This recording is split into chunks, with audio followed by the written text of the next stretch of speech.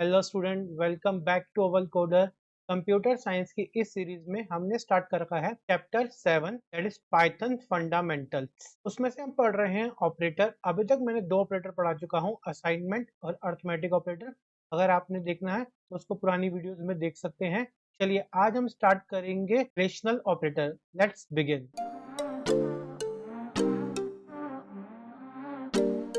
चलिए स्टार्ट करते हैं रिलेशन ऑपरेटर्स। रिलेशन ऑपरेटर मेरे किस लिए काम आते हैं? कंपैरिजन के लिए।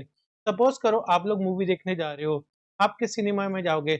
आपने एक सिलेक्ट किया यू सिनेमा और एक सिलेक्ट किया आपने पीवीआर।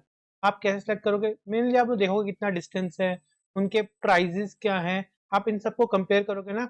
ऐसे ही हम जब कोडिंग में कंपेयर करते हैं चीज़ों के लिए, तो हमें रिलेशन ऑपरेटर की नीड पड़ती है। जैसे मैं को एग्जांपल दूं कि एक पर्सन वोट दे सकता है या नहीं दे सकता, आपको कैसे पता चलेगा? उसकी एज से। अगर वो 18 से अबव है तो वो एलिजिबल है वोटिंग के लिए, नहीं तो नहीं। मैंने भी यहाँ पे ऑपरेटर का यूज किया है, रेशियो ऑपरेटर का। ग्रेटर देन इक्वल टू, अगर उसकी एज 18 से अबव है या इक्वल है तो वो वोट दे सकता है, नहीं तो नहीं दे सकता। अब ये रिटर्न कैसे करते हैं value? In the form of true and false. अगर कंडीशन ट्रू होगी तो ये ट्रू में रिटर्न करेगा, नहीं तो ये करेगा फॉल्स में। अब रिलेशन ऑपरेटर होते कौन कौन से हैं? अगर मैं बात करूं आपसे, डबल इक्वल टू कंपेयर करने के लिए काम आता है, नॉट इक्वल टू, आपका ग्रेटर देन का साइन, लेस देन का sign, then greater than equal to, less than equal to, ये सब मेरे कौन से ऑपरेटर होते हैं? Relation operator. आपको मैं रन करके दिखाता हूँ। चलिए कंपेयर करते हैं। जैसे मैंने कंपेयर किया प्रिंट 10 इक्वल टू 9। अब क्या है, 10 9 के इक्वल है, नहीं है, तो ये क्या आ जाएगा? फॉल्स। एक बार दोबारा देखते हैं। मैंने लिखा प्रिंट 6 इक्वल टू 6। अब 6 आपस में इक्वल है, यस, तो क्या आ जाएगा? ट्रू। इसी तरीके से मैं नॉट इक्वल का साइन लगा सकता हूँ। जैसे मैंने कहा प्रिंट 6 नॉट इक्वल टू 9। ठीक है, तो क्या आ जाएगा?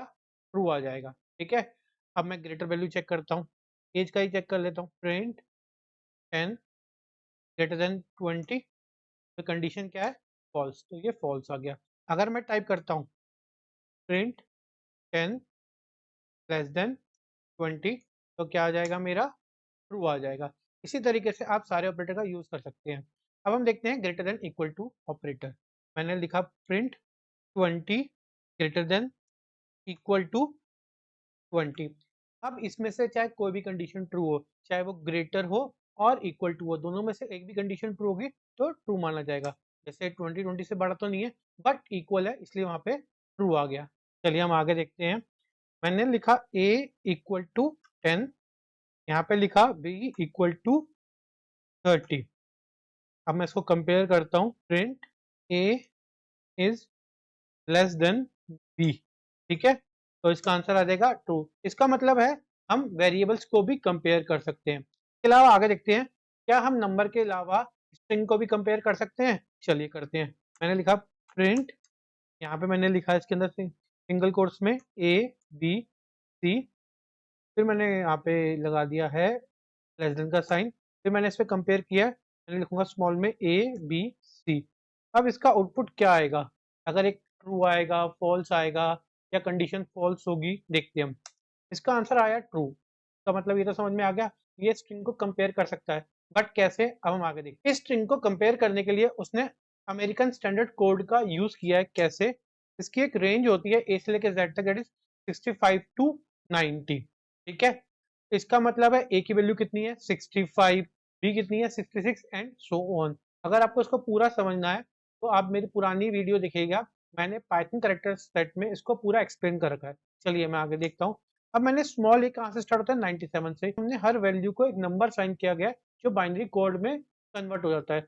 ये उनके कोड्स हैं। ठीक है, चलिए अगर मैं उसी कोड को दोबारा निकालूं, मैंने लिखा ए। अब मैं सबसे पहले क्या, ए, पीछे क्या है? स्मॉल ए। तो ए का नंबर कितना होगा? 65, और स्मॉल बी का कितना है? 97। इसलिए स्मॉल ए क्या था मेरा? कैपिटल ए से बड़ा था, और आंसर मेरा ट्रू आ गया। ठीक है, इसी तरीके से हम अपनी लिस्ट टपल्स को आगे देखेंगे, कंपेयर करेंगे इसी कंपेरिजन ऑपरेटर से। Thanks for watching.